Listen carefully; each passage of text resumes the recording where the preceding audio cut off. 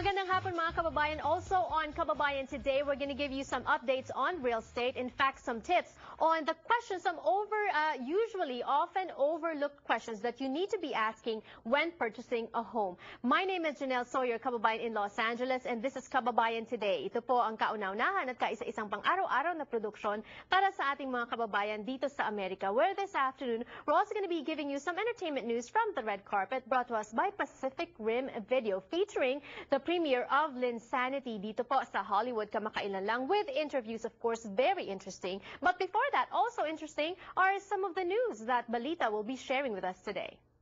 Pinoy na Pinoy, Weekend Balita. Magandang hapon sa iyo, Ronnie Ligo, Editor-in-Chief of Weekend Balita and US Asian Post, joining us from their Glendale newsroom via Skype. Ronnie, we'll start off with this new and very interesting law that Governor Jerry Brown signed dito sa California, and that is what we're calling the eraser law. Yeah, Janela, no? Because we are now in the digital age, whereas any person, kahit nasa from obscure place, anyone can vent digitally at ipopost nila sa internet. So what's causing that is may cyberbullying, or kung sino man na nag-post niyan, baka ma-fire out sila from their companies kasi nga nagbe-vent sila ng mga ibang mga words na hindi naman dapat. Now this one will allow, this new law, eraser law, to erase those or to take that out from the internet. Actually now Facebook, Google, and even Twitter allow this process na kung saan yung mga kabataan or anyone can just remove. And then kasi nga sinasabi nila, okay, kinopya nila, kinopya ng iba, i-repost naman. Pero Google will erase that kasi magkakaroon ng digital imprint. All right, it used to be that once it's out there sa cyberspace, it's already there forever and ever. And now, because everyone is being digitally updated and up to date, there are some employees, in fact, a lot of employers are checking on the digital footprint of prospective employees as well. And what the law is saying is that it gives teenagers a chance, during the teenage days of wild partying, maybe posting some flesh, some not so professional pictures and maybe comments, that when they're ready to apply for a job, they can erase that, scrub that off, and take that out. It's a mistake. Ronnie, I don't know how to feel about this law, because then it takes a little bit of accountability away, and also, I guess just personal responsibility on what we put out there on cyberspace, diba? Exactly. This one will take effect January 1, 2015. Like for example, we need to hire someone, and then they will apply to our company, and then we will look at their profile, syempre through internet titingnan namin kung ano yung mga pinost nila or ang background nila and everything. Well, this has advantages and disadvantages. Of course, yung para sa mga kabataan, like you said, mapupusok sila kung ano may sinusulat nila.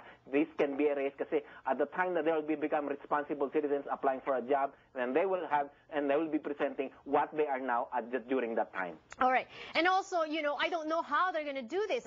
Is Google just going to automatically erase? How do you go about requesting, let's say, Facebook or Twitter to erase everything that you put in there that you don't want there anymore? But meanwhile, Ronnie, I guess we'll reserve that conversation for another time. It's going to be longer.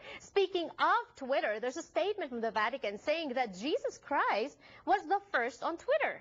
Yes, yung mga phrases like, for example, let the man without any sin cast the first stone. Yung mga phrases na malilit na ganyan, ang sinasabi ng Vatican, it was actually Jesus Christ who was tweeting, because short phrases, few characters, but the message is profound, and it impacts everyone until today. Exactly, because Twitter, as we all know, is a practice on brevity. Only 140 characters to be able for you to express your opinion or ideas on a certain matter. And of course, because Jesus spoke in riddles, in parables, very brief, very short, but very powerful. They're saying that Jesus Christ was the first to tweet. Meanwhile, speaking of Jesus Christ, speaking of Vatican, Catholic leaders in the Philippines are standing by their positions on several controversial issues like abortion, contraception, and homosexuals, despite some of the recent statements that Pope Francis have been giving the media.